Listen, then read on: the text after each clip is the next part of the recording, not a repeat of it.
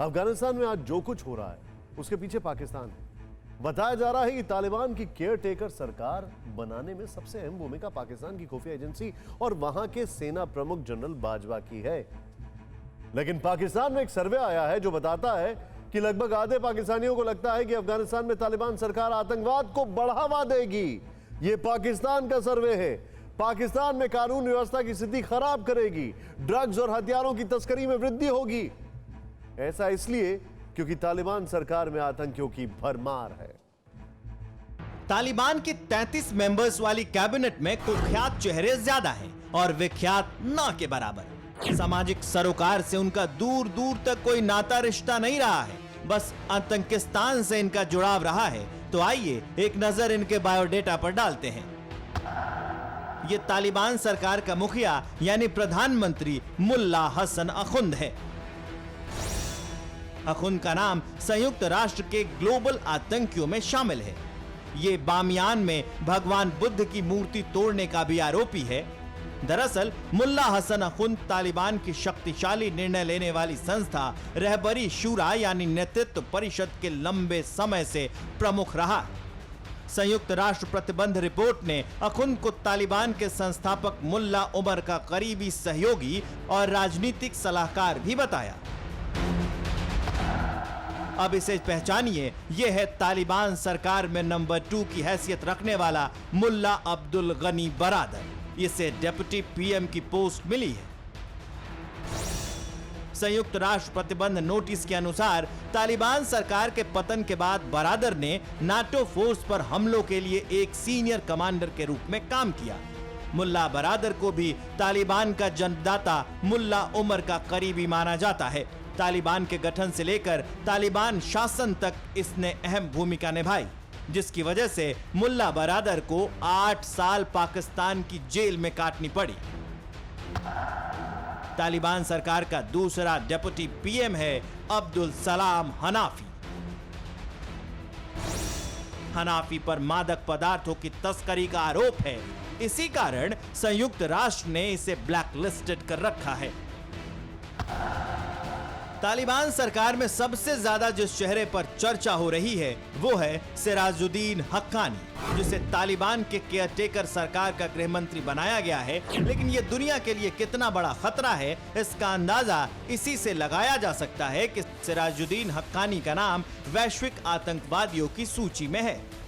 Haqqani network के इस top terrorist का नाम FBI की मोस्ट वांटेड लिस्ट में है।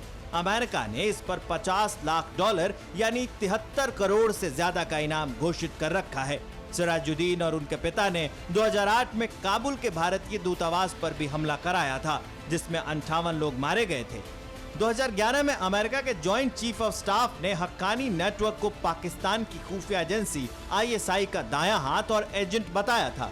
अफगानिस्तान में फिदायीन या आत्मघाती हमले शुरू करने वाला हक्कानी नेटवर्क को ही माना जाता है, खासतौर पर सिराजुद्दीन हक्कानी को ही। इतना ही नहीं, सिराजुद्दीन हक्कानी का नाता पाकिस्तान के नॉर्थ वजीरिस्तान इलाके से है। इसके आतंकी संगठन अल-कायदा से भी करीबी संबंध रखते हैं। हक्कानी ने पाकिस्तान में बैठे बैठे ही अफगानिस्तान में कई आतंकी हमले कराए, जिनमें अमेरिका और नाटो सेनाओं को निशाना बनाया गया था। इसके अलावा 2008 में हामिद करजई की हत्या की साजिश रचने के मामले में भी सिराजुद्दीन हक्कानी शामिल रहा।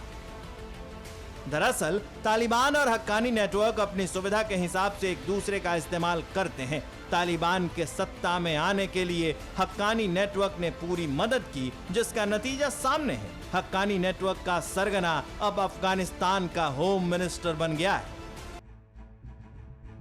अंदाजा लगाएं, UN इनाम रखता है आतंकियों के ऊपर और वो आतंकी अब सरकार चलाने लगते हैं। तो UN का डर किसी को है कि नहीं है? पाकिस्तान को भी नहीं है, शायद FATF का भी डर नहीं। आपको यह भी बता दें कि तालिबान का जन्मदाता पाकिस्तान की खुफिया एजेंसी ISI ही नहीं है और आतंकी संगठन हक्कानी नेटवर्क को भी खाद पानी ISI ही देती है। और अफगानिस्तान में आतंकी सरकार बनवाने में सबसे बड़ी भूमिका भी ISI और पाकिस्तान की सेना प्रमुख जनरल बाजवा की रही। बहरहाल अब आपको तालिबान सरकार के कुछ और मंत्रियों से मिलवाते हैं और उनके आतंकी करियर का विश्लेषण करते हैं। मोहम्मद याकूब, मुल्ला मोहम्मद याकूब, जिन्हें तालिबान सरकार में रक्षा मंत्री बनाया गया।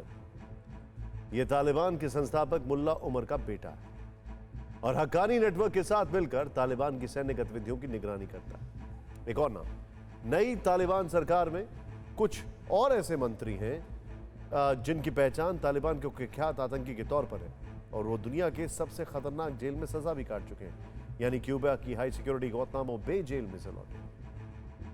तालिबान के कैबिनेट मंत्रियों में खैरुल्लाह खैर ख्वाह, जिसे minister of information and culture बनाया गया। कल्चर, जिसने बंदूक का कल्चर देखा हो वो minister of information and culture बना। अब्दुल हक, जिसे तालिबान ने इंटेलिजेंस चीफ नियुक्त किया। इसके अलावा मुल्ला नूरुल्लाह नूरी, जिसे minister of border and tribal affairs बनाया गया। ये सभी अमेरिका के बनाए गए गुआंतानामो जेल से सजा काट चुके हैं। परवाह देश की, सोमवार से शुक्रवार रात 10 बजे TV9 भारतवर्ष पर।